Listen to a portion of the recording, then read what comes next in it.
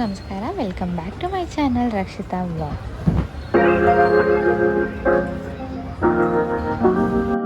ಇವತ್ತಿನ ವ್ಲಾಗ್ ನಾನು ಬೆಳಗ್ಗೆನೇ ಸ್ಟಾರ್ಟ್ ಮಾಡ್ತಾ ಇದ್ದೀನಿ. ಫ್ರೈಡೇ ವ್ಲಾಗ್ ಆಗಿರುತ್ತೆ ಮತ್ತು ಫ್ರೈಡೇ ಸ್ಯಾಟರ್ಡೇ ವ್ಲಾಗ್ ಇರುತ್ತೆ, 2 ಡೇಸ್ ವ್ಲಾಗ್ ಇರುತ್ತೆ.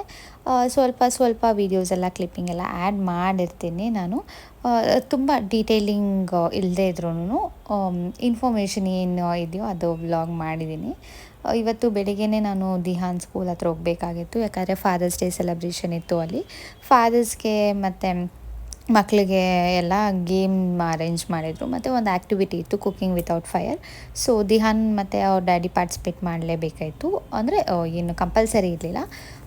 ಮತ್ತು ಮದರ್ಸ್ನೆಲ್ಲ ಅಲೋ ಮಾಡಿರಲಿಲ್ಲ ಒಳಗಡೆ. ನಾವೆಲ್ಲ ಸುಮ್ಮನೆ ಈಚೆಗಡೆ ನಿಂತ್ಕೊಂಡಿದ್ವಿ. ಒಂದು 7-8 ಜನ ಹೋಗಿದ್ವಿ ಅಷ್ಟೇ ಮದರ್ಸು. ಎಲ್ಲ ಫಾದರ್ಸೇ ಬಂದಿದ್ದರು. ನಮಗೆ ಸ್ವಲ್ಪ ಕ್ಯೂರಿಯಾಸಿಟಿ ಎಲ್ಲ, ಏನು ಮಾಡ್ಬೋದು ಇವರು ಅನ್ನೋ ಥರ ಇರುತ್ತಲ್ಲ, ಅದಕ್ಕೆ ಅಂತ ಹೋಗಿದ್ವಿ. ಜಸ್ಟ್ ಸ್ಮಾಲ್ ಏನದು ಬೇಲ್ಪುರಿ ಆ ಥರದ್ದು ಮಾಡಿದರು. ಒಂದೊಂದು ಗ್ರೂಪ್ ಅವ್ರಿಗೆ ಒಂದೊಂದು ಥರ ಇತ್ತು. ದಿಹಾನ್ ಕ್ಲಾಸಲ್ಲಿ ಅವ್ರಿಗೆ ಬೇಲ್ಪುರಿ ಮಾಡೋದಕ್ಕೆ ಕೊಟ್ಟಿದ್ರು. ಬೇರೆ ಕ್ಲಾಸಲ್ಲಿ ಫ್ರೂಟದು ಮತ್ತು ಇನ್ನೊಂದೇನೋ ಚಾಕ್ಲೇಟ್ ಬಾಲ್ಸ್ ಆ ಥರ ಎಲ್ಲ.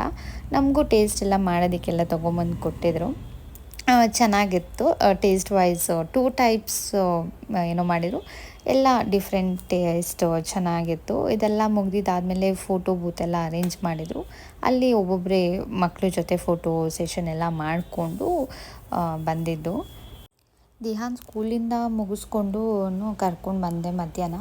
ಅದಾದಮೇಲೆ ಬ್ಲಾಗ್ ಇದು ಸ್ಟಾರ್ಟ್ ಮಾಡ್ತಾ ಇರೋದು. ಮಧ್ಯಾಹ್ನ ಮೊಟ್ಟೆ ಸಾರು ಮತ್ತು ಮುದ್ದೆ ಮಾಡೋಣ ಅಂತ ಮುದ್ದೆ ಮಾಡ್ತಾಯಿದ್ದೀನಿ. ಇವರು ಊಟಕ್ಕೆ ಬಂದಿದ್ದರು. ಸೊ ಇವಾಗ ಮುದ್ದೆ ಅಂದರೆ ಒಂದೇ ಎಲ್ಲ ಮಾಡೋದು, ಅದಕ್ಕೆ ಒಂದು ಈ ಥರ ಪ್ಯಾನ್ ಥರ ಇಟ್ಕೊಂಡಿರ್ತೀನಿ. ಪ್ಯಾನಲ್ಲಿ ಒಂದೇ ಮುದ್ದೆ ಅಂದರೆ ಬಿಸಿ ಬಿಸಿ ಒಬ್ಬೊಬ್ಬರು ಒಂದೊಂದು ಸತಿ ಬಂದಾಗ ಒಂದೊಂದು ಸತಿ ಮಾಡಬೇಕು. ಯಾವಾಗಲೂ ಒಟ್ಟಿಗೆನೂ ಮಾಡಲ್ಲ. ಮೊಟ್ಟೆ ಸಾರು ಎಷ್ಟು ಜನ ಮನೇಲಿ ಮಾಡ್ತಾರೋ ಏನೋ ಗೊತ್ತಿಲ್ಲ. ನನಗೂ ತುಂಬಾ ಇಷ್ಟ ಆಗುತ್ತೆ. ನಮ್ಮ ಮಮ್ಮಿ ಮನೆ ಕಡೆ ಎಲ್ಲ ಮಾಡ್ತಾರೆ. ಅತ್ತೆ ಮನೆ ಕಡೆ ಎಲ್ಲ ಸ್ವಲ್ಪ ಕಮ್ಮಿ ಅಂತಂದರೆ ಮಾಡೋದೇ ಇಲ್ಲ. ಈಗ ನಾನು ಇಷ್ಟ ಆಗುತ್ತೆ ಅಂತ ಮಾಡ್ತೀನಿ ಅಷ್ಟೇ. ನಮ್ಮ ಮಾವಾಗೆಲ್ಲ ಆ ಟೆಕ್ಸ್ಚರ್ ಅದೆಲ್ಲ ಇಷ್ಟ ಆಗಲ್ಲ ಮೊಟ್ಟೆ ಸಾರಲ್ಲಿ. ನನಗೆ ಅದು ಮೊಟ್ಟೆ ಒಬ್ಬೊಬ್ಬರು ಬೇಯಿಸ್ಬಿಟ್ಟು ಹಾಕ್ತಾರೆ, ಒಬ್ಬೊಬ್ಬರು ಹಂಗೆ ಕುದಿಬೇಕಾದ್ರೆ ಮೊಟ್ಟೆ ಎಲ್ಲ ಒಡೆದಾಕ್ತಾರೆ. ನಾನು ಕುದಿಬೇಕಾದ್ರೆ ಮೊಟ್ಟೆ ಒಡೆದು ಹಾಕೋದು. ಇದು ನಮ್ಮ ಮನೇಲಿ ನಮ್ಮ ಮಮ್ಮಿ ನಮ್ಮ ಅಜ್ಜಿ ಅವರೆಲ್ಲ ಮಾಡ್ತಾರೆ. ಸೊ ಅದನ್ನೇ ಮಾಡೋದು. ಇವಾಗ ಮುದ್ದೆ ಒಂದು ಮುದ್ದೆ ಅಲ್ವಾ, ಇದರಲ್ಲಿ ಎಷ್ಟು ನೀಟಾಗಿ ಬರುತ್ತೆ. ನಾನು ಯಾವಾಗಲೂ ಇದರಲ್ಲೇ ಮಾಡ್ಕೊಳ್ಳೋದು ಮುದ್ದೆ ಮತ್ತು ಸೌತೆಕಾಯಿ. ಮಧ್ಯಾಹ್ನ ಊಟಕ್ಕೆ ಅನ್ನ ಎಲ್ಲ ತಿನ್ನಲ್ಲ ಇವರು, ಸೊ ಡಯಟ್ ಥರ ಮುದ್ದೆ ಮತ್ತು ಸ್ವಲ್ಪ ಜಾಸ್ತಿ ಪ್ರೋಟೀನ್ ಅಂತ ಆ ಥರದ್ದು ಅದೆಲ್ಲ ಕೊಡಬೇಕಲ್ವ. ಸೊ ಬ್ಯಾಲೆನ್ಸ್ಡ್ ಫುಡ್ ಕೊಡೋದು. ಕೆಲವೊಂದು ಶೇರ್ ಮಾಡ್ತಾ ಇರ್ತೀನಿ ವ್ಲಾಗಲ್ಲಿ ನಾನು. ಇದು ನೀಟಾಗಿ ಇವಾಗ ಕೆಳಗಡೆ ಎಲ್ಲ ಏನೂ ಆಗಲ್ಲ, ಗ್ರಾನೈಟ್ಗೆಲ್ಲ ತಿರ್ಗಾ ಮಾಡು ಅದಕ್ಕಿಂತ ಇದು ನೀಟಾಗಿ ತೊಳ್ಕೊಂಡು ಒಂದರಲ್ಲಿ ಮಾಡ್ಕೊಂಡ್ಬಿಟ್ರೆ ಒಂದು ಮುದ್ದೆ ನೀಟಾಗಿ ಬರುತ್ತೆ ಇದು.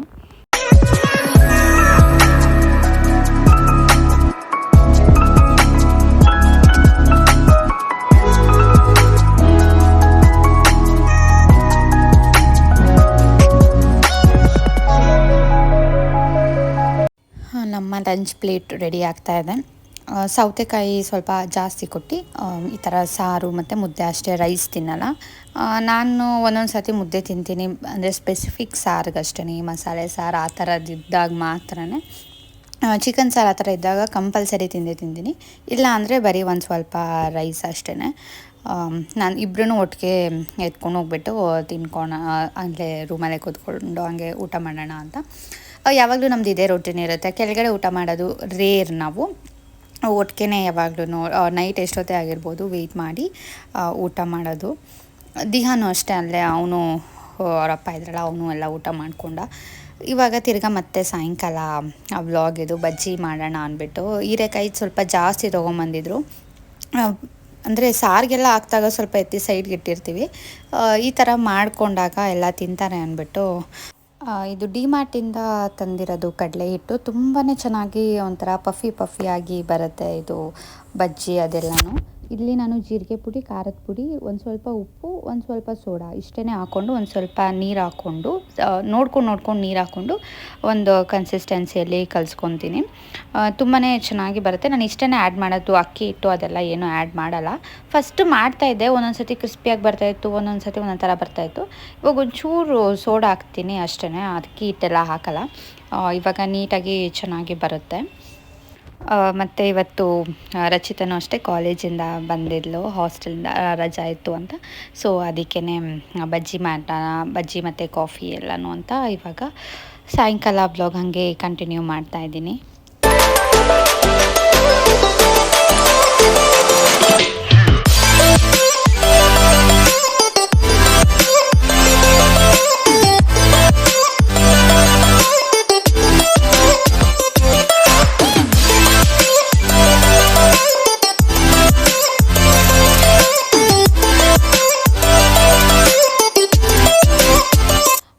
ಯಾರಿಗೆಲ್ಲ ಬಜ್ಜಿ ಅಂದರೆ ಹೀರೆಕಾಯಿ ಬಜ್ಜಿ ಇಷ್ಟ ಆಗುತ್ತೆ, ಈ ಥರ ಮಾಡ್ಕೋತೀರಾ ಅಂತ ನನಗೆ ಕಮೆಂಟಲ್ಲಿ ಹೇಳಿ.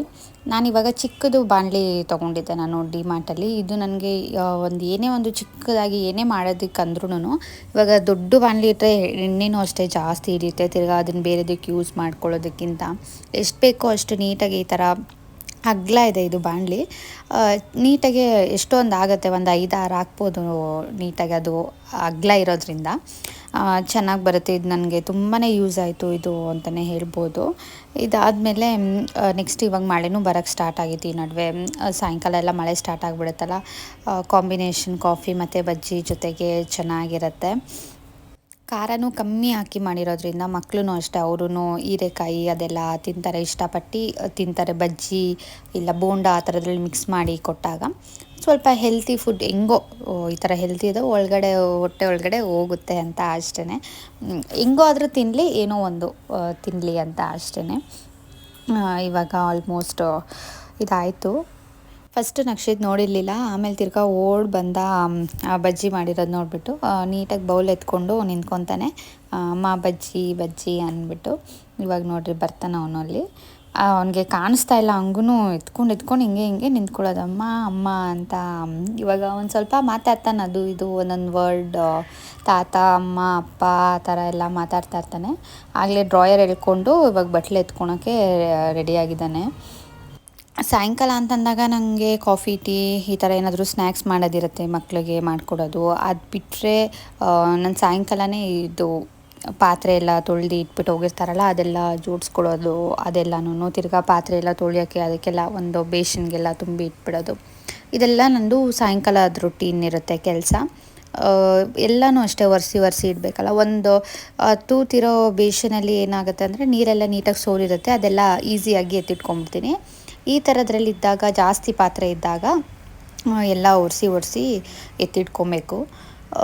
ಇದೊಂದು ಸ್ವಲ್ಪ ನನಗೆ ಕಷ್ಟ ಕೆಲಸ ಅಂತಂದರೆ ಇಷ್ಟ ಆಗಲ್ಲ ನನಗೂ ಅಷ್ಟೇ, ನಮ್ಮ ಅತ್ತೆಗೂ ಅಷ್ಟೇ. ಪಾತ್ರೆ ಬೇಕಾದ್ರೆ ಎಷ್ಟಾದರೂ ಇದ್ರೂ ತೊಳೆದ್ಬಿಡ್ಬೋದು, ನಂಗೆ ಬೇಜಾರು ಅನಿಸಲ್ಲ. ಅದನ್ನು ತಿರ್ಗಾ ಎಲ್ಲ ನೀಟಾಗಿ ಆದ ಜಾಗಕ್ಕೆ ಎತ್ತಿಡಬೇಕಲ್ಲ, ಒಂದೊಂದೇ ಒರೆಸಿಲ್ಲ ಅಂತ ಅಂದ್ರೂ, ಅಂದರೆ ನೀರಿಲ್ಲ ಡ್ರೈ ಆಗಿದ್ರೂ ಅದು ಆ ಜಾಗಕ್ಕೆ ಎತ್ತಿಡೋದೇ ಒಂದು ದೊಡ್ಡ ಕೆಲಸ. ಮತ್ತು ಬಟ್ಟೆ ಮರ್ಚೋದು, ಅದೆರಡು ಕೆಲಸ ನನಗೆ ಇಷ್ಟ ಇಲ್ಲದಿರೋದು ಅಂತ ಅಂದರೆ. ಹಾಗೆ ಮಾತಾಡಿಕೊಂಡು ಟಿ ವಿ ಎಲ್ಲ ಬರ್ತಾಯಿತ್ತಲ್ಲ, ಸೀರಿಯಲ್ಸ್ ಎಲ್ಲ ನೋಡ್ತಾಯಿದ್ರು. ಈ ಹುಡುಗರು ಆಟಾಡ್ತಾಯಿದ್ರು, ಹಾಗೆ ಮಾತಾಡಿಸ್ಕೊಂಡು ಹಾಗೆ ಇದು ಮಾಡ್ತಾಯಿದ್ದೆ. ದಿಹಾನು ಅಷ್ಟೇ, ಅವನು ಓಡಿ ಬರ್ತಾನೆ. ನಾನೇನಾದರೂ ಪಾತ್ರೆ ಎಲ್ಲ ಓಡಿಸ್ತಾ ಇದ್ದಾಗ ಎಲ್ಲನೂ ಮಮ್ಮಿ ಎತ್ತಿಡ್ತೀನಿ ಅಂತ ಗೊತ್ತು ಅವನಿಗೆ, ಯಾವ್ಯಾವ ಜಾಗದಲ್ಲಿ ಏನೇನು ಇಡಬೇಕು ಅಂತ ನಾನು ಕೆಲವೊಂದು ಬ್ಲಾಗಲ್ಲಿ ತೋರಿಸಿದ್ದೀನಿ.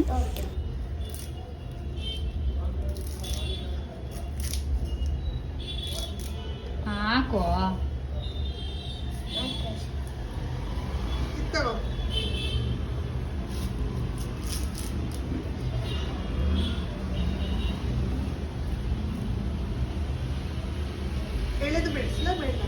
ಬೇಡ.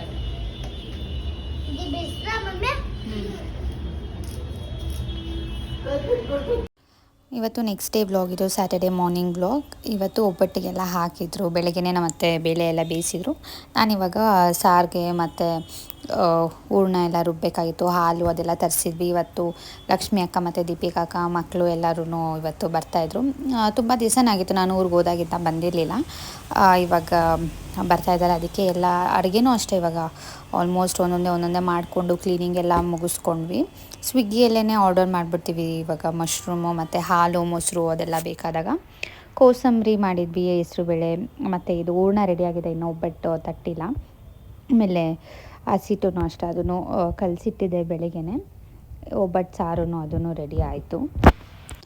ಇನ್ನೇನು ಬಿಸಿ ಬಿಸಿ ಒಂದು 12 o'clock ಸ್ಟಾರ್ಟ್ ಮಾಡಿದ್ರೆ ಬಿಸಿ ಇರುತ್ತೆ ಅಂದ್ಬಿಟ್ಟು ಇವಾಗ ತುಂಬ ಜಾಸ್ತಿ ಏನು ಹಾಕಿರಲಿಲ್ಲ, ಸ್ವಲ್ಪನೇ ಅಲ್ವಾ ಒಬ್ಳೇ ಮಾಡ್ಕೊಬೋದು ಅಂದ್ಬಿಟ್ಟು ಒಂದೇ ಇಂಚಲ್ಲಿ ಎಲ್ಲ ಸುಟ್ಟು ಎಲ್ಲ ಮಾಡ್ಕೋತಾಯಿದ್ರಿ. ಸ್ಟಾರ್ಟಿಂಗ್ ಒಂದು ಒಬ್ಬಟ್ಟು ಆಬ್ವಿಯಸ್ಲಿ ಯಾವಾಗಲೂ ಒಂದು ಕಿತ್ತೋಗ್ತಾ ಇರುತ್ತೆ. ಇವಾಗ ಎಡಿಟಿಂಗ್ ಮಾಡಬೇಕಾದ್ರೂ ನನಗೆ ಒಬ್ಬಟ್ಟು ನೋಡಿದ್ರೆ ನಂಗೆ ಒಬ್ಬಟ್ಟು ಫುಲ್ಲು ಫೇವ್ರೆಟ್. ಬೇಳೆ ಒಬ್ಬಟ್ಟು ಅಂದರೆ ಮನೇಲಿ ಮಾಡೋದು ಮಾತ್ರನೇ, ಈಚೆದು ನಾನು ಹಂಗೆ ತಿನ್ನಲ್ಲ. ಇವಾಗ ಎಡಿಟಿಂಗ್ ಮಾಡ್ತಾಯಿದ್ರು ನನಗೆ ಅದು ನೋಡಿದ್ರೆ ತಿನ್ನಬೇಕು ಅಂತ ಅನ್ನಿಸ್ತಾ ಇದೆ. ಇದೆಲ್ಲ ಆಯಿತು. ಒಬ್ಬಟ್ಟೆಲ್ಲ ಮಾಡಿಕೊಂಡು ನಾನು ಎಲ್ಲರೂ ಬಂದಾಗ ಅದು ವ್ಲಾಗೂ ಮಾಡೋಕ್ಕಾಗಿಲ್ಲ. ಅರ್ಜೆಂಟಲ್ಲಿ ಎಲ್ಲ ಊಟ ಮಾಡಿಕೊಂಡು ಹಾಗೆ ಮಾತಾಡಿಕೊಂಡು ಕೂತ್ಕೊಂಡಿದ್ವಿ. ತಿರ್ಗಾ ಈ ಮಕ್ಳದು ಮಲಗಿಸೋ ಅದು ಇದು ಅಂದ್ಕೊಂಡು ಹಾಗೆ ಇತ್ತು. ತಿರ್ಗಾ ಎಲ್ಲರೂ ಮಾಲ್ಗೆ ಹೋಗೋದು, ನಾವು ತಿರ್ಗಾ ಎಲ್ಲೋ ಈಚೆ ಹೋಗಬೇಕಾಗಿತ್ತು. ಅದು ಎಲ್ಲನೂ ಹಾಗೆ ಮಿಕ್ಸ್ ಆಯಿತು. ಸೊ ನಾನು ಏನೂ ಸಪ್ರೇಟಾಗಿ ಮಾಡೋಕ್ಕಾಗಲಿಲ್ಲ ವ್ಲಾಗು. ಇವಾಗ ನಾನು ದೀಪಿಕಾ ಅಕ್ಕ, ನಮ್ಮ ಯಜಮಾನ್ರು, ರಚಿತಾ ಎಲ್ಲನೂ ಲಲಿತಾ ಜ್ಯುವೆಲ್ಸ್ಗೆ ಹೋಗ್ತಾಯಿದ್ವಿ. ನನ್ನದು ಏನೋ ಒಂದು ಶಾಪಿಂಗ್ ಇತ್ತು, ಗೋಲ್ಡ್ ಶಾಪಿಂಗ್, ಜ್ಯುವೆಲರಿ ತೊಗೊಳ್ಳೋಣ ಅಂತ.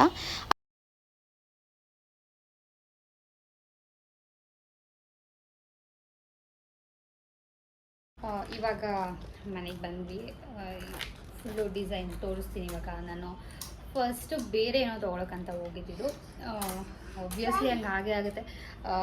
ಅದು ನೋಡಿ ಇದು ನೋಡಿ ಅಲ್ಲಿ ಒಳಗಡೆ ನಾವು ವೀಡಿಯೋ ಮಾಡೋ ಥರನೂ ಇರಲಿಲ್ಲ. ಸೊ ಫಸ್ಟು ಬ್ಯಾಂಗಲ್ ಸೆಕ್ಷನ್ಗೆ ಹೋದ್ವಿ. ಅಲ್ಲಿ ನನ್ನದು ಸೈಜು ಅದು ಸಿಕ್ಕಿಲ್ಲ, ಮತ್ತು ಕಲೆಕ್ಷನ್ಸು ಅಷ್ಟು ಓಕೆ ಆಗಿತ್ತು. ಅದಾದಮೇಲೆ ನಾನು ಇದು ಜುಮ್ಕಾ ಟ್ರೈ ಮಾಡೋಣ ನೋಡೋಣ ಅಂತ ಹೋಗಿದ್ದು. ಮತ್ತು ಸೆಲೆಕ್ಟ್ ಆಯಿತು, ಒಂದೆರಡು ನೋಡಿದೆ ಅಷ್ಟೇ. ಸೆಲೆಕ್ಟ್ ಆಯಿತು, ಅದು ಇದೇನೆ ಸೆಲೆಕ್ಟ್ ಆಯಿತು. ಫಸ್ಟು ಒಂದು ತೋರಿಸಿದೆ, ಒಂದು ಆಲ್ರೆಡಿ ಅದು ತುಂಬ ದೊಡ್ಡದಿದೆ. ಇದು ಮೀಡಿಯಮ್ ಆಗಿ ಎಲ್ಲಾದರೂ ನಾರ್ಮಲಾಗಿ ಹಾಕೊಂಡು ಹೋಗೋ ಥರ ಅಂತ ನೋಡಿದ್ದೀನಿ. ಬಟ್ ಇದು ನನಗೆ ದೊಡ್ಡದೇನೆ ಅನಿಸುತ್ತೆ ಆ ಥರ.